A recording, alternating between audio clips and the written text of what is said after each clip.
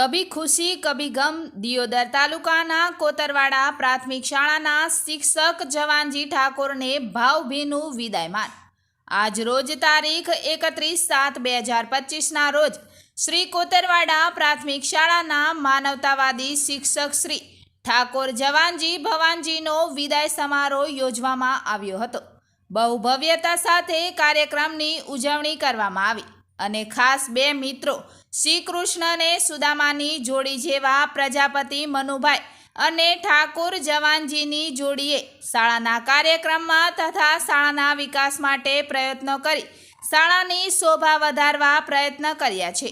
સાથે સાથે સ્ટાફ મિત્રો પણ શાળાના વિકાસમાં અનેરો પ્રયત્ન કરીને શાળાને ચમકાવવાનો પ્રયત્ન કર્યા છે।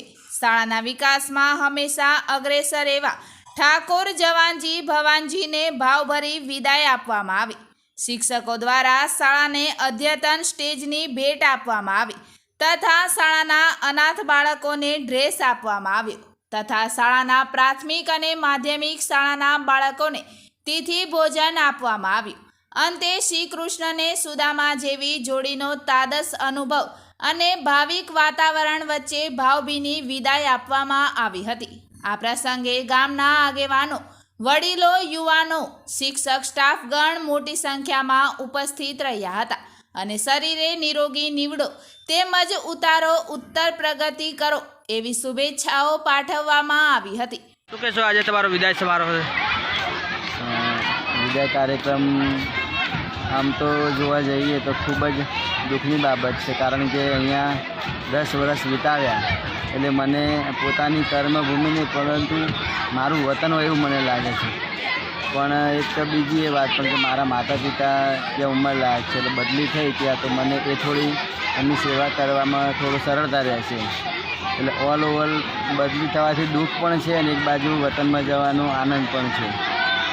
અને આ કોતરવાડા જે ગામે મને આલ્યું એ મને કાયમ જીવનમાં યાદ રહેશે। અહીંનો હું જે ઋણ ક્યારેય નહીં ચૂકી શકું। શાળા પરિવાર તમારા જેવા અને વડીલોએ મને ખૂબ માર્ગદર્શન આપ્યું અને ખૂબ સપોર્ટ કર્યો, તમામનો હું આભાર વ્યક્ત કરું છું। ગામની અંદર જે શાળાની અંદર તમે કેવા કેવા કાર્યક્રમો કરેલા છે? શાળામાં તો જો હું 2015માં 14/7/2015માં હાજર થયો અહીંયા, ત્યારે અમારા આચાર્ય શ્રી ભગવાનભાઈ પટેલ હતા ગોલવીના, ત્યારે અમે શરૂઆતમાં તો એકદમ એમ કહી શકાય કે એકડા ધોરણમાં જેવું બાળક બેસે પૂરી સ્લેટ જેવું એવો હું પણ હતો। પણ ધીમે ધીમે બીજા શિક્ષકો પાસેથી માર્ગદર્શન લઈ અને બાળકોને અલગ અલગ અમે પ્રવૃત્તિઓ કરાવતા, ચિત્ર, સંગીત છે, મને સંગીતનો ખૂબ એવો શોખ છે એટલે બાળકોને હું અત્યારે ત્યારથી માંડીને ગીત, કોઈ પણ ગીત હોય મને રાગ આવડતો જ હોય, ના આવડતો હોય તો હું તૈયાર કરી અને બાળકોને ધૂન, ભજન, પ્રાર્થના, કોઈ સ્વાતંત્ર્ય પર્વનું તૈયારી કરવાની હોય તો એ દેશભક્તિ ગીત તમામ તૈયારી કરાવતો।